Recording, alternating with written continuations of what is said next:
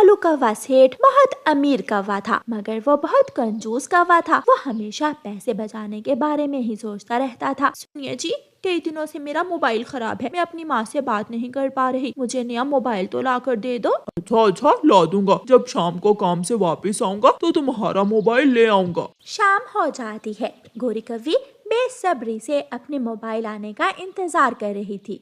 कुछ देर बाद कालू कौवा आ जाता है। ये लो गोरी, तुम्हारा नया मोबाइल। मोबाइल देखकर गोरी कौवी बहुत उदास हो जाती है। कालू, ये तो नया मोबाइल नहीं है, ये तो कबाड़ का मोबाइल है, किसी ने फेंक दिया होगा और तुम उठा कर ले आए। अरे गोरी, मैं ये रास्ते से उठा कर नहीं लाया, मैं तो कबाड़ की दुकान से खरीद कर लाया हूँ। हाय मेरी किस्मत, तुम तो नाम के कालू सेठ हो, अमीरों वाली कोई बात नहीं है तुम में। जंगल के सभी पक्षी तुम्हें कालू सेठ कहते हैं, लेकिन अपने ही घर में इतनी कंजूसी करते हो। इसमें कंजूसी क्या है गोरी? जब कबाड़ से इतना अच्छा मोबाइल मिल जाता है तो ज्यादा पैसे देकर नया मोबाइल खरीद कर क्यों लाऊं? तुम अपना ये कबाड़ का मोबाइल अपने पास ही रखो, मैं अपने लिए अपना वो पुराना मोबाइल ही ठीक करवा लूंगी। गौरी गुस्सा होकर रसोई में चली जाती है। फिर कुछ दिनों बाद गोरी कौवी के घर का फ्रिज बिल्कुल काम करना छोड़ देता है। अब ये फ्रिज क्यों नहीं चल रहा? इतनी गर्मी है, अगर ये फ्रिज ना चला तो सारा भोजन खराब हो जाएगा। गोरी कौवी कबूतर रिपेयरिंग वाले को बुलाती है। कबूतर भाई, क्या हुआ है मेरे फ्रिज को, ये काम क्यों नहीं कर रहा? गोरी बहन, आपका ये फ्रिज तो बिल्कुल खराब हो गया है। पहले भी 3-4 बार मैं ही इसे ठीक करके जा चुका हूँ, लेकिन अब ये ठीक नहीं हो सकता। आप ऐसा करें कि ये फ्रिज कबाड़ में देकर कोई नया फ्रिज खरीद ले। ऐसे कहकर कबूतर वहां से चला जाता है। मैं तो परेशान हो गई हूँ फ्रिज को ठीक करवा कर। ये फ्रिज भी कालू जी कबाड़ से ही लेकर आए थे। कितनी बार कहा है कालू से कि कबाड़ की कोई भी चीज घर में मत लाओ, 1-2 महीने बाद हर चीज खराब हो जाती है। मम्मा, आप क्यों परेशान हो रही हो? आप खुद ही एक नया फ्रिज खरीद लो, पापा को ना बताना। हाँ, ये तुमने ठीक कहा जग्गू बेटे, अब मैं अपने पैसे जमा करके एक नया फ्रिज खरीद लूंगी और कालू जी से कहूंगी कि नया फ्रिज मेरे भाई ने मुझे दिया है। फिर गोरी कौवी उसी दिन से नया फ्रिज लेने के लिए पैसे जमा करना शुरू करती है।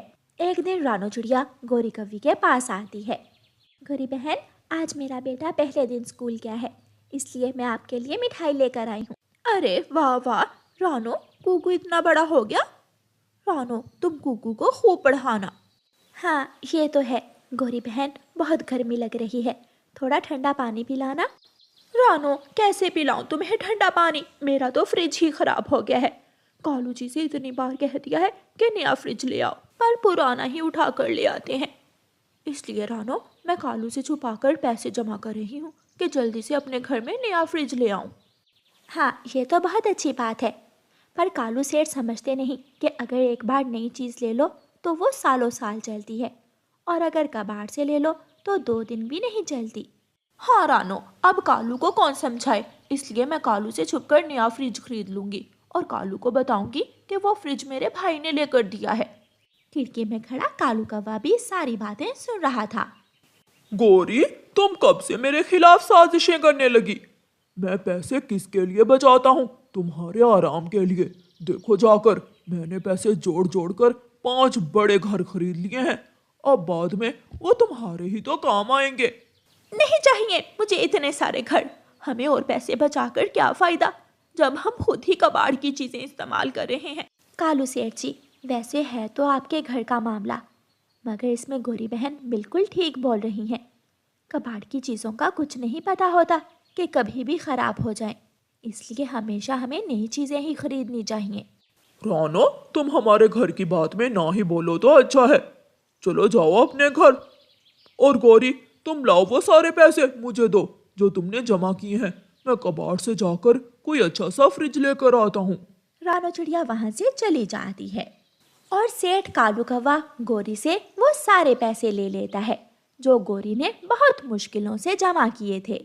कालू कबाड़ वाली दुकान की तरफ जाता है।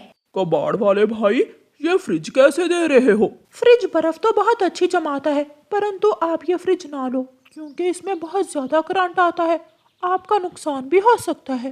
अरे भाई साहब, इसकी टेंशन आप ना ले, मैं इसे ठीक करवा लूंगा। आप ये फ्रिज मुझे दे दें। कालू कौवा सस्ते दामों वो फ्रिज खरीद लेता है। कालू कौवा फ्रिज ठीक करवा कर अपने घर ले जाता है। गौरी देखो देखो, कबाड़ से कितना बड़ा फ्रिज मिल गया। तुम बिला वजह ज्यादा पैसे देकर फ्रिज लेकर आती। गौरी ने क्या बोलना था, वो तो चुप रह जाती है। कुछ दिन तो फ्रिज बहुत अच्छा चलता है। कालू सेठ का बेटा जग्गू कौवा अपने मामा जी के घर गया हुआ था। वो आज ही अपने घर वापस आया था।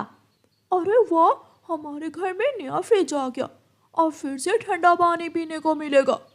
कितनी प्यास लग रही है, चलो ठंडा ठंडा पानी पीता हूँ।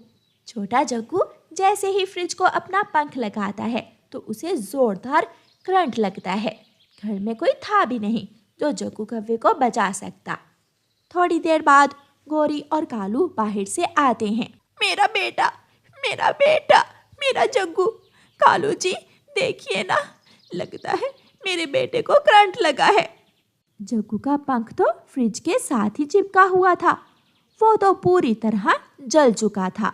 मैंने आपसे कितनी बार कहा था कि कबाड़ की चीजें ना लाओ, परंतु आपने मेरी कभी ना सुनी। देखें, अब आपके कबाड़ की फ्रिज की वजह से मेरे जग्गू को करंट लग गया। मेरा जग्गू, मेरा बेटा मुझे छोड़कर चला गया। तभी कालू सेठ को कबाड़ वाले की वो बात याद आती है। ये फ्रिज बर्फ तो बहुत अच्छी जमाता है, परंतु आप ये फ्रिज ना लो क्योंकि इसके अंदर बहुत करंट आता है, आपको नुकसान हो सकता है। सब मेरी वजह से हुआ है।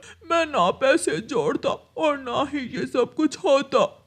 मैंने कंजूसी की और कबाड़ का फ्रिज उठा कर ले आया। मुझे पता भी था कि इसके अंदर करंट आता है, फिर भी मैंने इसे खरीद लिया। पैसे पैसे पैसे पैसे जोड़ जोड़ कर आपने 5 घर तो खरीद लिए, पर अब बताओ वो किस काम आएंगे? हमारा बेटा तो जान से गया। फिर गौरी हमेशा हमेशा के लिए कालू कौवे को छोड़कर चली जाती है। अब कालू सेठ सारे पैसों और घरों के साथ अकेला ही रहता था। प्यारे दोस्तों, अगर आपको ये कहानी अच्छी लगी है तो चैनल को सब्सक्राइब और वीडियो को लाइक कर दें। आपका धन्यवाद। रानो चिड़िया का गाजरों का खेत था। कितनी मीठी और नरम नरम है ये गाजर। गुड़िया बहन खा कर देखो जरा। मम्मा कितना गंदा है कुकू भाई, देखें ये धोए बिना ही गाजर खा रहा है। मैंने अपने पंख से साफ कर ली थी, ज्यादा शौकीन ना बनो। कुकू बेटा, हमें सब्जियों को धोकर इस्तेमाल करना चाहिए, ऐसे इन्हें खाने से आपका पेट खराब हो जाएगा। मैं अभी गाजर धोकर लाता हूँ। कुकू नदी पर गाजर धोने के लिए चला जाता है। गुड़िया बेटी, कुछ गाजरें तोड़कर इस टोकरी में डाल लो, फिर घर चलते हैं, ऐसे भी अब शाम होने वाली है। गुड़िया गाजरें तोड़ तोड़ कर टोकरी में डालती है और वो माँ बेटी घर की तरफ निकल जाती हैं। कालू कौवा और गौरी कौवी नदी पर बैठे कपड़े धो रहे थे। उनके पास एक गधा भी था। गौरी कौवी घर घर जाकर धोने वाले कपड़े इकट्ठे करती। चील दी, कोई कपड़े धुलवाने के लिए है तो दे दे। चील अपने घर से निकलती है और एक गठरी गंदे कपड़ों की लाकर गौरी कौवी को दे देती है। गौरी कौवी जो कपड़े इकट्ठे करती वो कालू अपने गधे पर लाद लेता है। गौरी, गौरी जल्दी से दोपहर का खाना दे दो। न जाने क्या करती रहती हो, कोई भी काम टाइम पर ना करना तुम। ला रही हूँ, जरा सब्र भी कर लिया करो, हर वक्त फारिग नहीं होती मैं, 100 काम होते हैं। हाँ हाँ पता है मुझे। इतना कहकर कालू कौवा अपने गधे पर बैठकर वहाँ से चला जाता है। चल मेरे गधे टिक टिक टिक, चल मेरे गधे टिक टिक टिक। लो भाई, आ गई हमारी मंजिल। कालू कौवा नदी पर जाकर गधे की रस्सी खोल देता है और खुद कपड़े धोने लग जाता है। कालू कौवे का गधा सीधा रानो चिड़िया के खेत में जाता है। तो नरम नरम गाजरे। गधा जाकर गाजरें खाने लगता है। छी छी, चलो चलो भाग जाओ हमारे खेत से। कुकू कभी इधर उठता तो कभी उधर, मगर गधा उसकी एक नहीं सुनता। मैं अभी जाकर अपनी मम्मा को बताता हूँ, चोर गधा। कुकू जल्दी से अपने घर जाता है। मम्मा मम्मा, वो चोर, वो गधा चोर हमारे खेत से गाजरें खा रहा है, जल्दी चले। कुकू की मम्मा छड़ी लेकर जल्दी से अपने खेत की तरफ जाती है। रानो चिड़िया छड़ी से गधे को मारने लगती है। दुष्ट कौवे के दुष्ट गधे, भाग जाओ यहाँ से, वरना तुम्हारी हड्डियाँ तोड़ दूंगी मैं। वो गधा रोता हुआ वहाँ से भाग जाता है।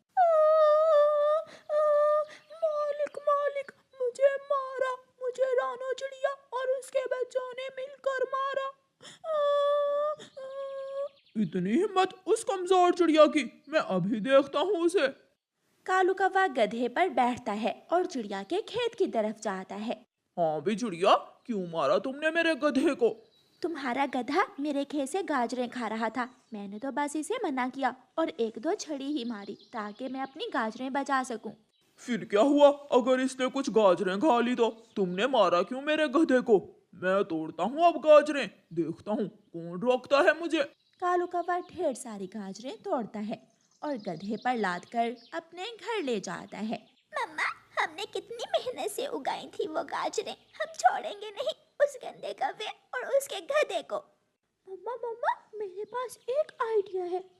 मम्मा, वैसे कभी कभी कुकू भाई का दिमाग भी चल ही जाता है। वो सब हंसने लगते हैं। अगले दिन गुड़िया और कुकू किसान के खेत में जाते हैं और वहाँ से एक गन्ना तोड़ कर लाते हैं। गधे गधे, ये देखो मैं तुम्हारे लिए क्या लाई हूँ।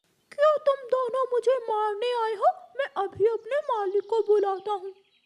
गुड़िया बहन, शायद ऐसी हरकतों की वजह से ही इसे गधा कहते हैं।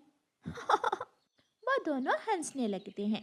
ये तो गन्ना है, खा कर देखो ये कितना स्वादिष्ट है। गधा वो गन्ना खाने लगता है। ये तो सच में बड़ा स्वादिष्ट है। मैंने पहले कभी इतनी स्वादिष्ट चीज नहीं खाई। ये मुझे कहाँ से मिलेगा? ये तो हम किसान के खेत से लाए थे। किसान इंसान बहुत अच्छे होते हैं, वो हमें कुछ भी नहीं कहते। अच्छा, फिर मैं भी चाहता हूँ।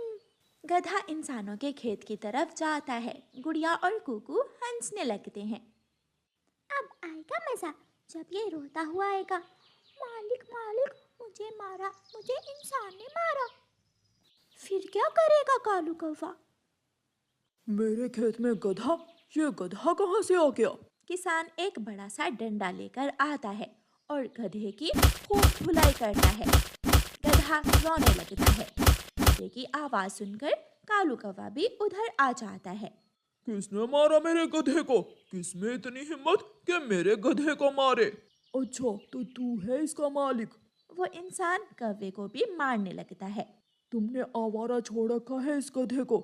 जब जानवर रखो तो उसे चारा भी डालते हैं, आवारा नहीं छोड़ते। मुझे माफ कर दो किसान जी, मुझे माफ कर दो। मैं आइंदा कभी भी अपने गधे को खुला नहीं छोड़ूंगा, मुझे जाने दो। गधा और कालू कौवा रोते हुए वहाँ से भाग जाते हैं। रानो चिड़िया की ऐसी कहानियाँ सुनने के लिए YouTube सर्च बार में रानो चिड़िया की कहानी लिखें या फिर ये बटन दबाकर बोलकर कहें रानो चिड़िया की कहानी। रानो चिड़िया का अंडा फूटता है और उसमें से एक खूबसूरत बेटी बाहर आती है। माँ जी देखिए, मेरी बेटी अंडे से बाहर आ गई। ये तो बहुत सुंदर है, बिल्कुल तुम पर गई है। ये रानो और माने चिड़े की पहली संतान थी। वो बहुत खुश थे। ये तो गुड़िया जैसी है, हम इसका नाम गुड़िया रखेंगे। ठीक है माँ जी, बहुत प्यारा नाम है गुड़िया, हम इसका नाम गुड़िया ही रखेंगे। मैं अभी अपनी पोती की मिठाई बांट कर आती हूँ। पति जी, अब हमारा परिवार बड़ा हो रहा है, अब इतने थोड़े पैसों से गुजारा नहीं होगा। कल को गुड़िया बड़ी होगी, स्कूल जाएगी, 100 खर्चे होंगे। रानो, तुम ठीक कह रही हो। मेरा एक दोस्त दूसरे जंगल में काम के लिए गया हुआ है, उसका कोई अपना कारोबार है। मैं भी दूसरे जंगल जाकर अपना कोई कारोबार शुरू करूँगा, तुम चिंता ना करो।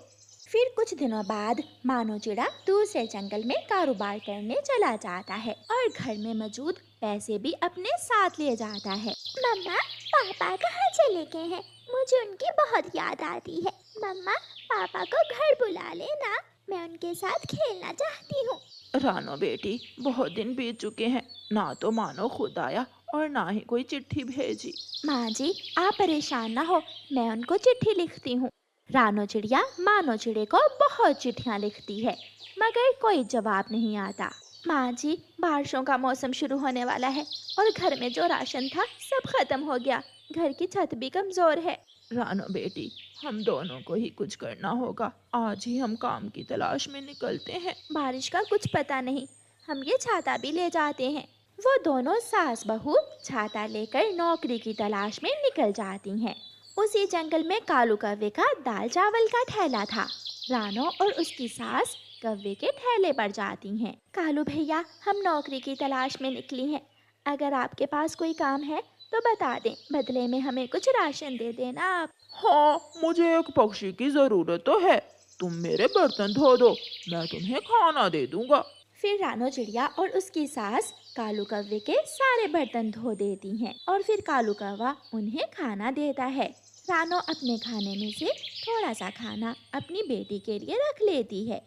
थोड़ी ही देर में बारिश भी शुरू हो जाती है। रानो चिड़िया और उसकी सास अपने घर जाने लगती हैं तो कालू कौवा उन्हें आवाज देता है। अरे अरे रानो, कहाँ जा रही हो?